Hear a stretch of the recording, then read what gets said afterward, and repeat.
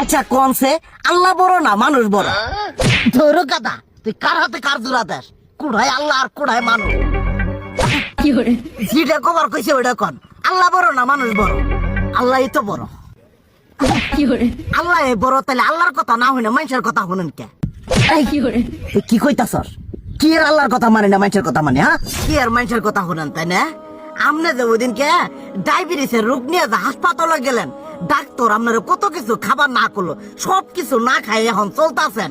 তাহলে আল্লাহ যে আপনারে কইছে যে হারাম খাবার না, সুদ খাবার না, কই আপনি তো কাম কাজ বাদ দিয়ে এলাকার মধ্যে টাকা পয়সা না গায়ে খালি ওইলে দিয়েই খান। নিজেরা টিয়াও হালাল ভাবে কামাই করেন না, ওই সুদ তো না কটা টিয়া করে লাভ আহে ওইলে দিয়ে দিয়ে চলে না, পেটা বড় বানাইছেন। শুনেন একটা কথা কই, হারামের কোনোদিন আরাম নাই। হালাল পথে রুজি রোজগার করেন, প্রয়োজনে এড়া বেলা কম খায়েন, তাও শরীর পিণ্ডও ভালো থাকবো, কোনো রোগ বেদ হবো না, আরামও পাবেন, আল্লাহও খুশি থাকবো। তুই আমার এইভাবে বুঝাবি আগে কইলি না কে? আসলে এই বিষয়টা তো আমি কখনো মাথায় এইভাবে নেই যে আমাদের কখনো ডাক্তার নিষেধ করলে ঠিকই আমরা নিষেধ মানি, কিন্তু উপর আল্লাহ যে কত কিছু নিষেধ করে দিয়ে সেটা মানি না।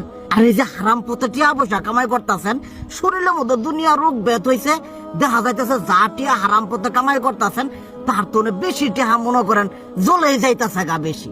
আজকের পর থেকে আমি আর এই হারাম সুদ খামো না, আমি হালাল পথে চলবো, হালাল টাকা পয়সা ইনকাম করবো।